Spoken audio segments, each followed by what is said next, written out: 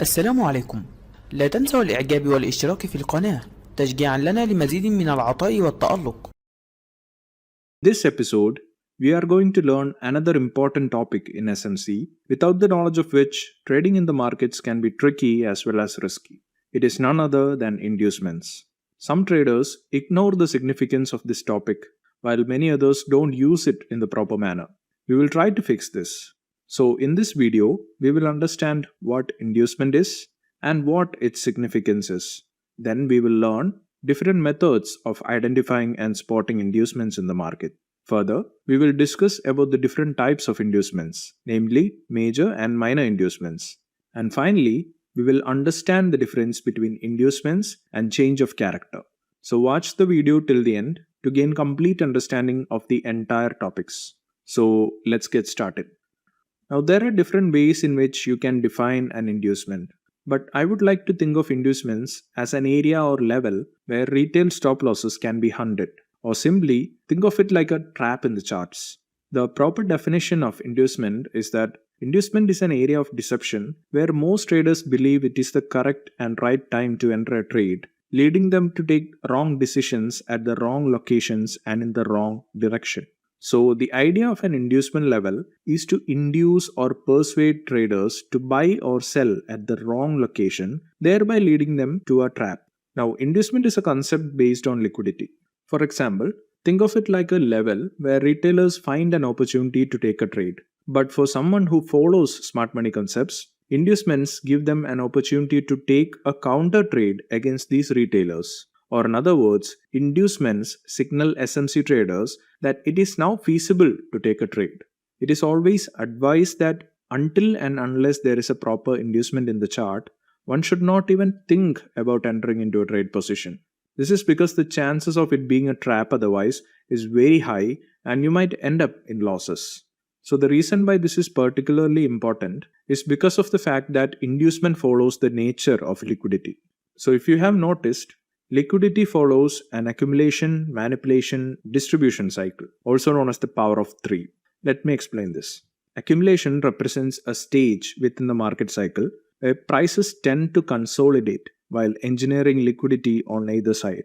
The manipulation phase follows the accumulation and is often marked by sudden and sharp price movements that catch retailers off guard. Manipulation occurs in the opposite direction of the real move, and it is aimed to stop out the retailers and induce the breakout traders. So understanding the intentions behind manipulation phase is very crucial. Smart money uses these moves to acquire more shares or assets at favorable prices. By triggering stop losses and inducing breakout players, they generate enough liquidity for their positions. They accumulate positions while retail traders are caught on the wrong side of the trade. Now comes the distribution phase. After accumulating at the best possible valuations and manipulating the market to their advantage, smart money begins to unload their positions to those eager retail traders who are late to the game. The distribution phase in SMC is quite a bit different from the distribution phase that we have learned in the price action course. Here, during distribution, the smart money slowly offloads their holdings, typically in a controlled manner. They distribute their shares to the retail traders who are jumping in, eager to open new positions at higher valuations. This influx can sustain the rally for a while. This AMD concept emphasizes that recognizing these phases is essential for successful trading. By understanding when smart money accumulates, manipulates, and distributes, traders can align themselves with the dominant forces rather than getting caught on the wrong side of things. So this is the whole concept behind inducements also. There are other significance of inducements which we will talk about in a short while. Now, how exactly can we find inducements in the charts? What are the things that we need to consider? So there are two methods which you can apply to find inducements, both of which has certain limitations of its own. These are the first pullback method and the trend line method. Let's talk about the first pullback method. This is actually the first pullback after a break of structure. The idea is quite simple. An inducement is considered as the first pullback after a valid break of structure has happened. These pullbacks are minor pullbacks or internal pullbacks, which can be formed using a single candle, a group of candles, or even a deep wick. You can see the different types of pullbacks that you can find on charts here. Even though we consider inducements as the first pullback after a valid break of structure, in certain scenarios, we might need to tweak this rule by a little bit. Let us understand this using a few examples. We will first consider some bullish market scenarios on a major market structure. Before that, make sure you have a fair understanding about the market structure mapping. You can watch that video in my SMC playlist. Anyways, here we have 4 situations. We will take a detailed look at each one of them. In the first case, we can see the price break and close above the previous major swing high. This is our valid break of structure. Now let us see what happened after the break of structure. You can notice how the price moved higher and then it formed a minor pullback. As per our definition, the low of this minor pullback is our inducement level. We can draw a small horizontal line at this low to mark the inducement. For easy identification of this line in the future, we can name this line as IDM, or you can even use a dollar sign for the same purpose. Now you can see what happened next. The price moved lower and break below this inducement line. This means that the liquidity below the inducement level has been absorbed, or the uninformed retail traders are trapped. Only when the inducement level is taken out should we start thinking about a trade. Mostly, the market will move in the direction of the existing market trend after taking out the inducement. But this does not have to happen immediately. The price can reverse after sweeping a liquidity area, or it can reverse from an order block also. So inducement is a useful concept before taking a continuation trade. But as always, this cannot be said with 100% accuracy. There can be such instances where the market could just fall lower and break below the major swing low and thereby forming a change of character instead.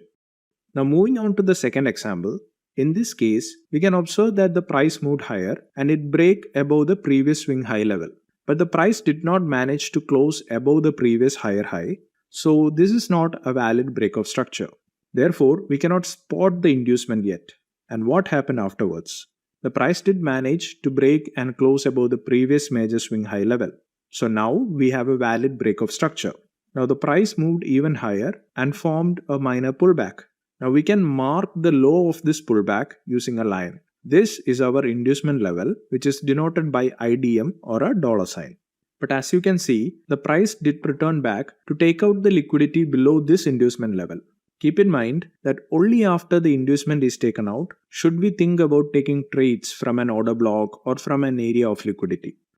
Inducement is also used as an order block filter. The idea is that inducement levels are considered as smart money traps because it induces retail traders to take a short trade from an inducement level which is above the price of interest or demand zone during a bullish market structure, thereby making them to trade in the wrong location as well as in the wrong direction. For those who are unaware of what price of interest is, POI or price of interest is a price level or a price zone where there is a very good probability that the market could react with it and respond accordingly. A POI is also called DP or decision point by some experts. So a POI can be any of the following. It could be an order flow, an order block, a supply or demand zone, session highs or lows, daily or weekly or yearly highs and lows, or it could even be price caps. In a similar manner, inducement persuades retail traders to enter into a long trade position from an inducement level, which is below a price of interest or a supply zone during a bearish market structure, thereby making them to trade in the wrong location and in the wrong direction. So most often or not, price will break this inducement level and take out the retailer liquidity. So this is a very common smart money trap. And this is why it is always recommended to take trades once the liquidity associated with an inducement level is taken out. Because once the price has swept the liquidity associated with an inducement level, there are good chances that the price can reverse without testing any price of interest or supply or demand zones. I hope things are making sense. Now look at this third example. Where is the inducement in this case?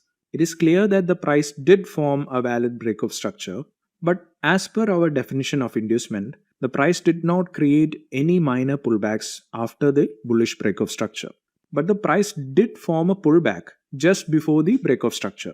So in such instances where there is no pullback formed after the break of structure, we will consider the last minor pullback before the break of structure as the inducement level.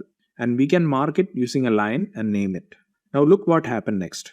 the price did return all the way down and took out the liquidity below the inducement level, and then it moved higher. So this is a special case where we have to make adjustments and not blindly follow the textbook definition of inducements. Now take a good look at this last example. Here the price gave a clean breakout above the previous higher high. So it is a valid bullish breakout structure. Then the price moves higher and forms a minor pullback. So as per our rule, we will draw a line at the low of this pullback and mark it as our inducement. Now did the price return to grab the liquidity? No, the price did not come back. Instead, the market moved higher and then it formed another minor pullback. Now what will we do? If such a case takes place, we should shift one inducement level forward to the low of this newly formed pullback. And even if the price don't take out this new inducement level and it moves higher and then create another pullback, then without any doubt, we should shift our inducement line to this new low formed. This is yet another important concept in connection with the basic rule of first pullback. And as you can see, the price returned to sweep the liquidity below the inducement level, and then the market continued higher after absorbing all the liquidity. The idea remains same for bearish instances also. Let's quickly look at a few examples for bearish market structure. In the first example, price formed a valid breakout structure. Then it moved lower and made a minor pullback. So as per the rule, we can draw a line at the high of the pullback and mark it as the inducement level. The price did come back and sweep the liquidity above this line. Moving on to the second example, here the market did not give a valid breakout structure at first. Then price consolidated a bit and then finally it break and close below the previous swing low level, thereby forming a valid bearish breakout structure. And then once it moved lower, it formed a minor pullback. We can mark the high of this pullback as our inducement. Then we can see that the price returned to take out the liquidity above the inducement level. So an important point to be noted here is that you should never look for an inducement until there is a valid breakout structure. Now in this third example, the price created a valid bearish breakout structure, but the price did not form any minor pullback on the way down. Instead, it formed a corrective move towards the upside. In such cases, we can mark the high of the last pullback before the breakout structure as our valid inducement level. In this scenario, you can see how the price moved higher and took out the liquidity above our inducement level and then fell lower. In the last example, the market formed a minor pullback after a valid breakout structure. Then we can mark the high of this pullback as our inducement level. But the price declined even lower without grabbing the liquidity. Then it formed another minor pullback on the way down. In this case, we can shift our inducement line to the high of this newly formed pullback. And we can notice what has happened afterwards. The price swept the retailer liquidity above this inducement level. Now, let me remind you again that you should never think about taking a trade until and unless the inducement level is not taken out. This is mandatory if you are following smart money concepts. Now, always keep in mind that inducements should be marked on the impulse move that caused the breakout structure. It should not be marked on the corrective move like in this case. This is the wrong approach. The only exception is when the market forms a valid change of character, in which case the correction move gets converted into the impulse move of the counter trend. Take a look at this scenario. Here, the price break and close below the previous higher low level, thereby confirming a bearish change of character. In this instance, we have to look for inducements in the price move that has caused the change of character. In that sense, we have to mark the inducement at the high of the first minor pullback after the valid bearish change of character. So make sure you are marking your inducements in the right manner. Another importance of inducement is that it helps to identify and confirm the higher highs in a bullish market structure, and it helps to confirm the lower swing lows in case of a downward market structure. In the market structure mapping episode, I have mentioned that you need a deep pullback after a valid breakout structure to confirm your higher highs in case of a bullish trend, and also to confirm your lower swing lows in case of a bearish structure. I asked you to use Fibonacci retracements to identify deep pullbacks, but this is a time-consuming process. So a rather simple hack is just to identify the valid inducement level. Then the highest point above this inducement line, once its liquidity is taken out, will be our higher high in case of a bullish market structure, Similarly, the lowest point below the inducement level, once the liquidity above the inducement is grabbed, will be our low swing low in case of a bearish market structure. Now let's talk about the second method of identifying and marking inducements, which is by using trend lines. The idea is very simple. Let us consider a bullish market scenario. Keep in mind, whatever happens, we will look for inducements only after a valid break of structure. Here you can see how the price break and close above the previous higher high, thereby forming a valid bullish break of structure. Then the market moved higher. What we will do is that we will draw a trend line connecting all the minor lows within the major swing. Or in other words, we will try to connect all the internal swing lows using a trend line, as you can see in this figure.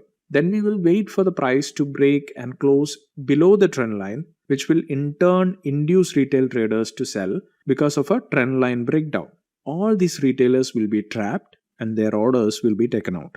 Now, in a bearish market structure, we should look for a valid bearish break of structure below the previous swing low level. And when the price falls lower, we can mark all internal highs formed after the recent swing high and then connect all these minor highs as and when they are formed. And when the price breaks and closes above this downward trend line, we can expect retail traders to take buy positions as they have spotted a trend line breakout. This is our inducement. All these retail traders will be trapped and their orders will be absorbed. Now there are a few problems with this trend line method. First of all, trend lines are subjected to human errors. This means different traders would draw and interpret trend lines differently. So the inducement identification varies vastly from person to person. So this confusion is not a good thing. The second issue is that sometimes even after a breakout below the trend line, the price would not move below the inducement low, which means the liquidity below this level is not absorbed. This could lead to wrong analysis because as per our pullback method, the inducement level gets shifted to newly formed pullback lows as long as the liquidity is not swept by the market. So from my experience, it is better if you stick with the first pullback method after a valid break of structure for marking your inducements. Now let us talk about major and minor inducements. You might have already guessed what these are. Anyways, the differentiating factor between the major and minor inducements are the time frames. It will also depend on your trading style. So if you are an intraday trader, then your higher time frame can be 15 minutes, while your lower time frame can be between 1 minute to 5 minutes. So if you were to map your market structure and mark your inducements on a 15-minute higher time frame, then you are indeed marking the major inducements. Now, if you start mapping the structure and mark all the inducements on a 5-minute lower time frame and then consider all the internal price swings and the associated break of structures, then you're drawing the minor inducements. On a similar note, if you are a swing trader, then your high time frame can be 1 day or 4 hours, whatever it may be, and your low time frame could be 1 hour. In this scenario, your major inducement is marked on your higher time frame major or external structure, while your minor inducement is marked on your lower time frame structure, which is 1 hour, and considering all the internal price moves within the major swing structure. Now, the idea of identifying and marking minor inducements are also the same as with major inducements. But because we are making use of lower time frames and also taking into consideration the minor or internal structure, we will be faced with a lot of minor structure breaks. This will result in a lot of inducements getting formed. These minor inducements can be helpful for those traders who wants to collect some quick profits while waiting for the price to take out the major inducement level. But there is a small change in concept when it comes to minor inducements and change of character in a lower time frame internal market structure. So let's clear that out. So this is a bullish market structure on a higher time frame, and to the right is how the lower time frame structure looks like. And as you can clearly see, in the lower time frame, the internal price swings are quite detailed and visible. Now let us mark the break of structures in the minor time frame. Once the break of structures are identified, let us find the proper inducements. We will try to mark the inducements as per the first pullback after the break of structure rule. Now since we have marked the bullish break of structure, we will have to spot the lows of the first pullback.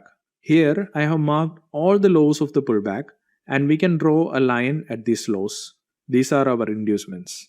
Now we can see how the price reacted in these inducement levels. Now let us focus our attention on this last inducement level before the market reversed lower. So before it reversed, the price tested a supply zone or a price of interest. So this is not really an inducement, but instead this is a change of character or chalk in the minor structure. So the symbol difference between an inducement and a chalk in a minor structure on a lower time frame is that inducement is the first pullback after a valid break of structure, but a chalk becomes that inducement level before the market tests a price of interest. Let us look at a bearish case also to help us understand the idea even better. So first, you need to go to your higher time frame and map the structure. That is, you need to find your lower highs, lower lows, break of structures and change of characters if any. Then, you need to mark the major inducements in this higher time frame structure. So if you are an intraday trader, map your structure on the 15 minutes higher time frame. The next step is to move to your lower time frame, which can be between 1 minute and 5 minutes. Let's take 3 minutes for our purpose. In the 3 minutes chart, you will get more granular details on the internal structure and a lot more of swings. Now start identifying the valid minor breakout structures when the price break and close below the previous internal lows. Then start identifying the minor inducements, which are actually the highs of the first pullback after a valid minor breakout structure. Now this last inducement before the price reversed after testing a price of interest or a demand zone will be our change of character. So in the market, change of character can happen on two occasions. First of all, as you may already know, a chalk happens on a major market structure when the price breaks and close below the previous major swing low in case of a bullish market, resulting in a bearish change of character, or we can say there is a change of sentiment from bullish to bearish. It can also occur when price break and close above a previous major lower swing high level, resulting in a bullish change of character. The second scenario where a change of character can be identified is on a lower time frame internal structure where your inducement becomes a change of character when it tests a price of interest and reverses. I hope things are clear. So these are all the important things that you need to know about inducements as an SMC trader. Inducement is one of the most vital liquidity concept in the whole of SMC course. So make sure you learn the concept properly, practice it on different charts, backtest it to find out if it actually works for you, and take trades to get comfortable using it. I genuinely hope that this video was useful to you, and if you have learned something new, then make sure to hit the like button and also share this video with your friends